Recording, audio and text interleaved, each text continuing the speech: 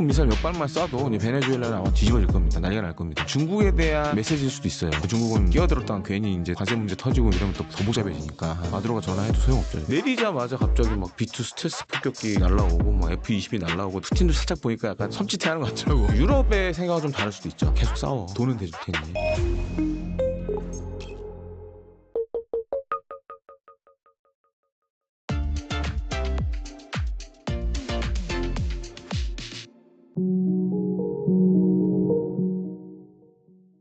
김대영 군사평론가님 모셨습니다. 안녕하세요. 안녕하십니까. 네, 또 평론가님 모시고 여러분들이 궁금해하는 또 방산 이슈, 뭐 전쟁 이슈 다뤄볼 텐데, 네. 일단 먼저 디펜스 뉴스라는 코너를 또 저희 채널에서 담당해서 또 열심히 하고 계신데, 또 여기와 관련된 뭐 추가적인 얘기라든지, 그 다음에 여기서 다루지 않는 뭐 전쟁이라든지 그런 부분을 또 저희 인터뷰 또 코너에서 다뤄보도록 하겠습니다. 자, 트럼프 대통령이 알래스카 회담 이후에 러우 전쟁과 관련해서 이 즉각적인 휴전 없이 평화 협정으로 진행해야 된다. 즉 종전으로 가자 이런 식으로 얘기를 한 걸로 알고 있거든요. 갑작스럽게 트럼프의 행보가 바뀐 이유는 무엇일까요? 아마 이 알래스카 회담 보신 분들 아시겠지만 시작부터 좀 범상치 않았죠. 갑자기 무슨 그 되게 유명한 데입니다. 엠멘도프 미 공군기지가 어떻게 보면 이제 러시아의 최전선격인 기지예요. 미국 입장에서는. 네네. 근데 회담 장소가 이제 그 근처였고. 잘 보면은 이제 아마 트럼프 대통령이 미국 내에서 그런 정상회담 했을 때 그런 걸 보여준 적이 제가 없는 걸로 알고 있는데 내리자마자 갑자기 막 B2 스텔스 폭격기 날라오고 막 F-22 날라오고 그다음에 F-22 전투기들이 막 쫙 이렇게 서 있고 그래서 전 느낀 게 약간 이제 푸틴한테 메시지를 준 거라고 좀 보여져요. 그러니까 좀 고집 좀 그만 부리고 우리 말 좀 들어라. 그리고 우리는 너희를 압박할 수 있는 여러 가지 군사적 수단이 있다.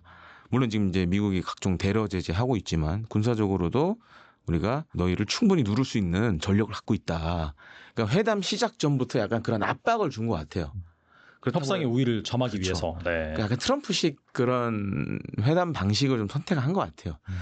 이게 푸틴도 살짝 보니까 약간 섬찟해하는 것 같더라고. 그래서 이게 뭐야 이게.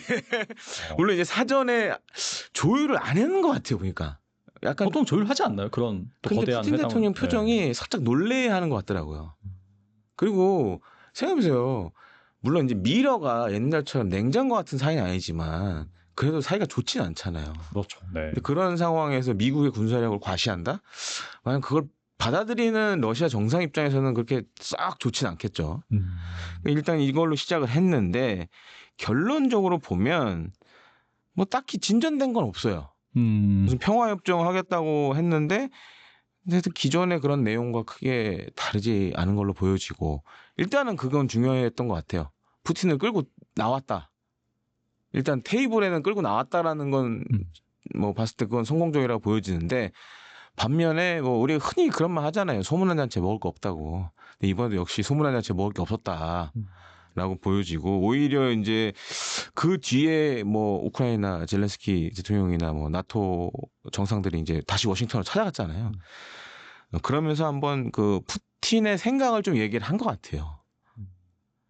근데 잘 보셔야 될 게 지금 이제 트럼프 대통령의 일종의 머릿속에서 제가 추정키로는 우크라이나 전쟁의 비중이 점점 줄어드는 것 같아요.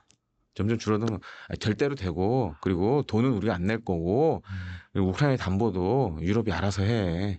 나는 나 하고 싶은 거 할게. 그러니까 오히려 관세라든가. 지금 갑자기 또 베네수엘라를 또 이렇게 쥐잡듯이 잡잖아요. 지금. 갑자기 이제 그쪽에다가 막 항모 배치하고 조만간 공격할 수 있다 그런 얘기 나오더라고요. 네. 포커스가 약간 지금 딴 데로 흘러가고 있어요. 그러니까 우크라이나 전쟁 관련된 얘기는 일단 나는 중재를 했고 이제 유럽이 알아서 해. 네, 나는 빠질게. 그리고 나는 지금 보니까 펜타닐 관련돼서 저 지금 다른 남미 쪽에 좀 관심이 많아. 약간 이런 모양새를 좀 보여주는 것 같아요 지금. 그럼 베네수엘라는 왜 갑자기 이렇게 하는 걸까요? 그러면 펜타닐. 마약 때문에. 그래서 그거를 이제 군사 작전을 할 수 있게끔 약간 이제 행정적인 절차들을 지금 다 해놨거든요.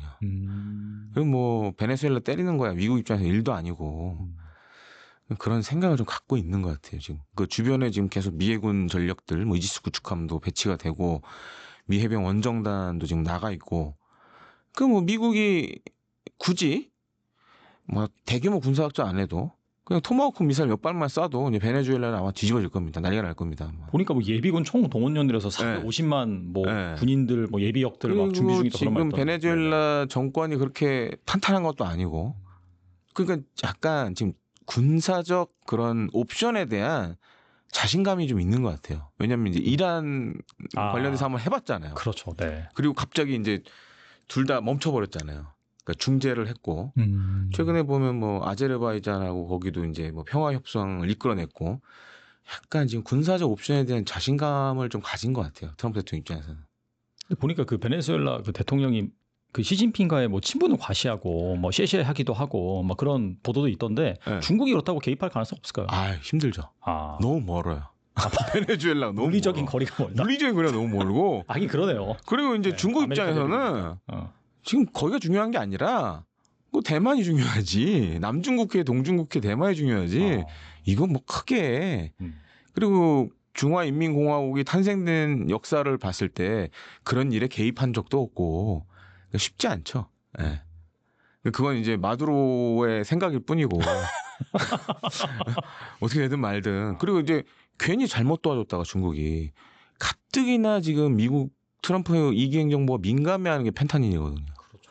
그 펜타닐을 잘하면 미중 압박 카드로도 쓸 수 있는데, 그러니까 어떻게 보면 중국에 대한 메시지일 수도 있어요. 그렇죠. 펜타닐 관련해서는. 네. 네. 그 펜타닐의 재료가 되는 건 다 중국에서 만들어지거든요. 맞아요. 지금. 네. 그러니까 그거에 관련된 이제 압박 메시지일 수도 있고, 그러니까 중국은 이제 끼어들었다가 괜히 이제 또 관세 문제 터지고 이제 이러면 또 더 복잡해지니까 마두로가 전화해도 소용없죠, 저거. 네. 아무튼 참 적정의 정세인 것 같고 다시 좀 러우 전쟁 쪽으로 돌아와서 얘기를 해보면은 네. 뭔가 이런 얘기 나오더라고. 우크라이나가 크림반도 반환을 인정하고 그다음에 돈바스 지역을 아예 이제 포기하고 나토 가입 역시 포기하는 조건 뭐 이런 걸 내세울 것이다라는 얘기가 일단은 그 푸틴과 트럼프의 회담 이후에 나오는 네. 얘기인 것 같긴 하거든요. 이거 네. 어떻게 보세요? 그 전부터도 사실 나왔죠. 이 얘기는. 다만 이제 우크라이나가 이걸 어떻게 받아들이느냐. 근데 지금 흘러가는 모양새를 봤을 때는 우크라이나도 이제 약간 어쩔 수 없다라고 생각을 많이 하는 것 같아요. 지금 이제 우크라이나 전쟁은 굉장히 좀 특이합니다. 일단은 6.25 전쟁보다 기간이 지금 대폭 늘어나고 있어요. 거의 4년째 지금 네, 하고 있으니까. 하고 있고 또 한 가지로는 그렇다고 해서 어떤 뭐 우크라이나가 됐든 러시아가 됐든 뭐 결정적 우위를 점하지 못하는 상황이에요. 최근에 이제 미 육군에서 하나 자료가 나왔습니다. 그러니까 지금 우크라이나전 러시아군과 관련된 거기에 보면은 뭐 공격 방어 뭐 각 제대별 전술 뭐 이런 게 다 나와 있는데 서문에서 제가 한 문구를 보고 그렇지. 러시아는 옛날부터 이랬지라고 이제 생각을 했는데 미 육군의 평가가 어떻게 나오냐면 과거랑 비슷하다. 그러니까 이제 소련 시절에도 그랬고 이상하게 소련이나 러시아는 전쟁을 하면 초반에 헤매요. 희생자가 많이 발생해요. 그리고 장비를 버리고 도망가는 경우도 굉장히 많았어요. 근데 올해 이제 미국에서 나온 자료를 보면 러시아군이 약간 이제 정상적인 템포로 흘러가고 있다. 그러니까 이제 정신을 차려가는 것 같다, 애들이. 그러니까 전술이나 이런 것들도 많이 좀 날카로워지고 하는 부분이 분명히 있다라고 지금 이제 언급을 하고 있거든요. 근데 지금 이제 버티고 있는 건 사실 이제 우크라이나도 잘 보시면 옛날처럼 지금 미국이 각종 무기 지원을 많이 끊었어요. 그렇죠. 트럼프 네. 정권 들어와서. 근데 이거를 갭을 지금 이제 유럽이 메꿔주고 있거든요.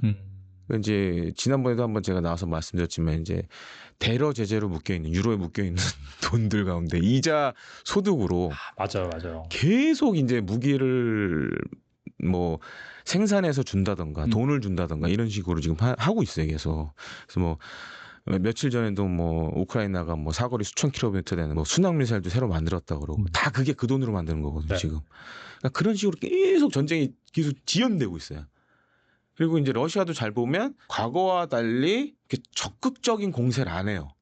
둘 다 사실 힘든데 마지막 재원으로 막 버티는 그런 상황이에요.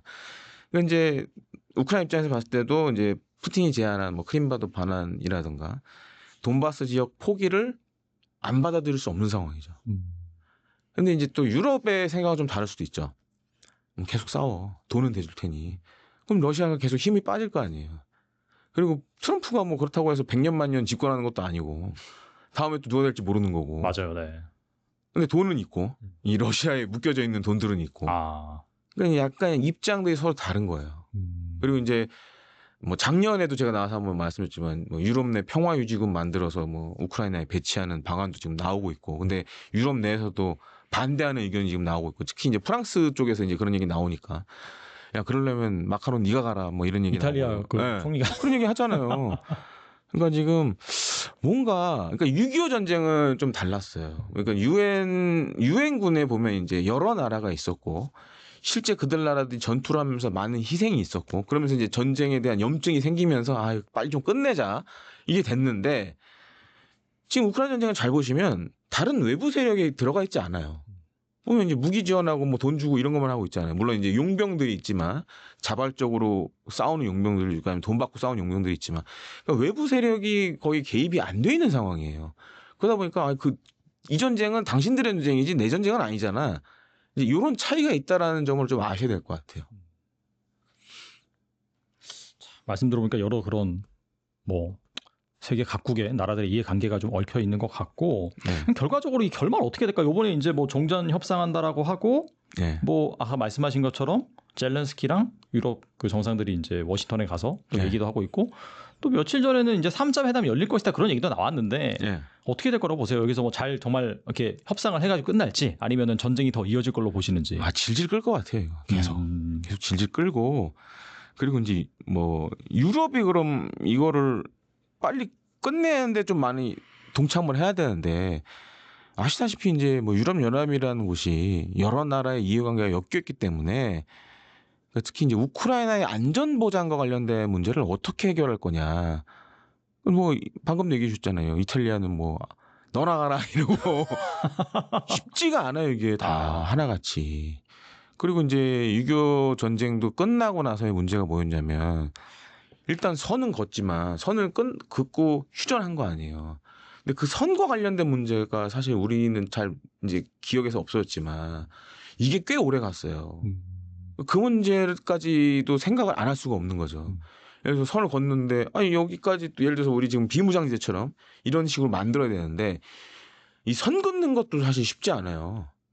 그래서 그런 문제들이 엮여 있기 때문에 정말 둘이 다 이제 정말 다 쓰러져서 이제 나 진짜 죽을 것 같다라는 상황이 오지 않는 이상에는 더 질질 끌 수도 있죠 이게. 그러니까 사실 나토 쪽에서는 계속해서 우크라이나를 압박해가지고 더 전쟁을 해라라고 한 무기전도 해줄 거고 막 그렇게 그렇죠. 할 거잖아요. 그 나토라는 것보다는 EU라는 이름으로 해줄 수가 있는 거죠. EU라는 이름으로. 네. 그러려면 이제 예를 들어서 나토에 못 들어간다. 그럼 최소한 우크라이나에 EU 회원국 지위라도 줘야 되는데 이것도 쉽지 않다라는 거죠. 그러니까 모든 EU 회원국이 다 찬성을 해야 되는데 그렇죠. 네. 예를 들어서 좀 친러 성격의 EU 회원국이 반대한다. 그럼 못해요 이것도. 그리고 그것도 푸틴이 아마 반대할 겁니다. EU 가입도 반대할 것이다. 네. 어차피 눈 가리고 아웅하기다 이러면서. 네. 그러려면 결국에는 우크라이나가 일종의 중립국이 돼야 돼요. 근데 중립국이 과연 될 수 있을지 없을지도 모르고. 그 이제 어떻게 봤을 때는 이제 우크라이나 입장에서 봤을 때는 우크라이나도 휴전하고 싶은데 그걸 담보할 만한 뭔가가 있어야 되는데 지금 안 보이니까. 그리고 유럽 입장에서도 해줬을 때 국내적인 또 문제가 있을 거 아니에요 또. 여러 가지 문제들이 사실 복합적으로 엮여 있죠. 그래서 이게 트럼프 2기 행정부 출범했을 때만 해도 선거운동 때만 해도 내가 전화하면 다 끝나 이런 식으로 했지만 지금 안 끝나잖아요. 24시간 만에 끝나는. 네. 안 끝나요 이거. 못 끝나요 지금. 이렇게 되면. 계속 질질 끌 것 같아요 이거. 자칫 뭐 내년까지도 이어질 수 있는 그런 전쟁이라고 볼 수 있겠네요.